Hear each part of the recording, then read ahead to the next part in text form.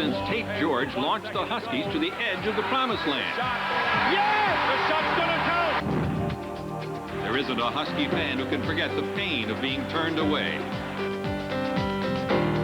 For all the years of what might have been a new generation of NBA stars whose roots are Husky blue, there has been one elusive goal. Tonight, it is within reach. A lot has changed since that night in the Meadowlands. It's a new Husky team, but the dream is the same. Could it be anyone but Duke? Krzyzewski and Calhoun, a date with destiny. This is the final stop on the road to the national championship. Season stores, and there sure wasn't anything to worry about in March. The Huskies finished with a 9-19 record, but planted the seeds for the rise to superpower with new names like Tate George and Cliff Robinson. Gamble has it knocked away. He recovered. Here's Robinson. Year number 2 would be a smashing success. Calhoun's hard work system basketball paid off as the 1988 NIT became their momentum marker. 5 straight wins, including the title clincher over Ohio State, had piqued the fans' interest. At 20-14 with a championship at hand, things were headed in the right direction.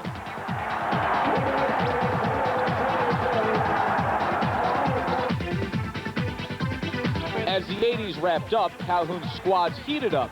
In '89, it was another visit to the NIT. This time, a 6-point loss to Alabama Birmingham in the quarterfinals.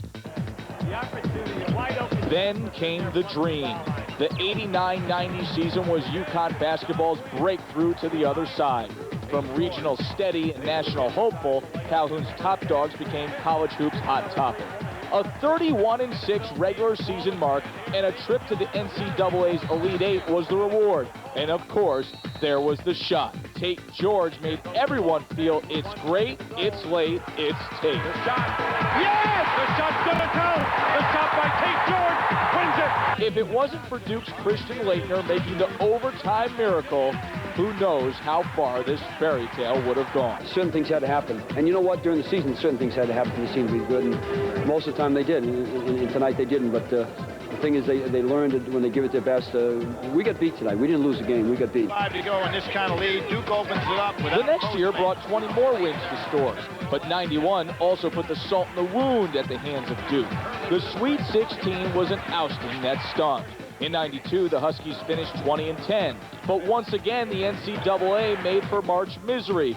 Even with senior Chris Smith scoring at will against opponents, the Huskies weren't able to get by the second round. Still, recruiting was hitting its stride, and the program was rebuilding.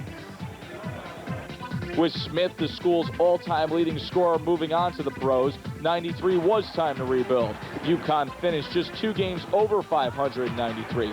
Going 15-13, their NIT tournament run ended quickly in stores, round 1 loss against Jackson State. They were back for more in 94. Calhoun's crew got back on track as they posted 29 wins for the year.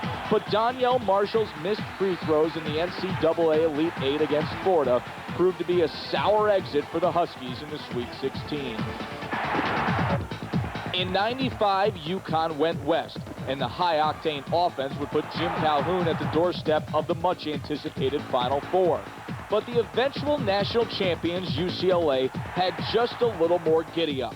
Young gun superstar Ray Allen tried as he could, but even his 36-point effort wasn't enough. It's a lot of pain involved. Emotionally, we thought we had the skills to take us to the Final Four, but certain things don't happen, and you just got to go on with your life. 96 was another year of frustration in the big dance. The team was loaded, the outcome devastating. Mississippi State knocked down UConn.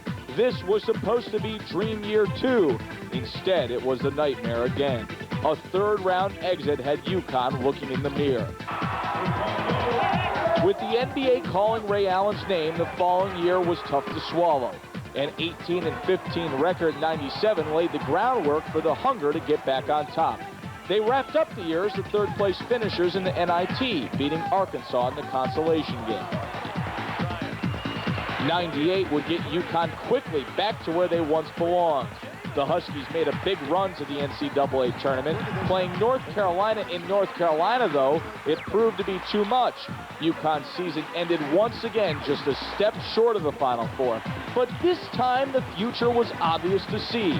Freshman Khalid El-Amin and rising star Richard Hamilton were now experienced and ready.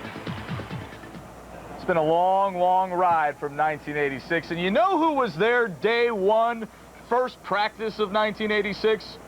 You were. Yeah, it was me. What was it like back It was then? like boot camp. That's what it was like. I mean, they ran us to death.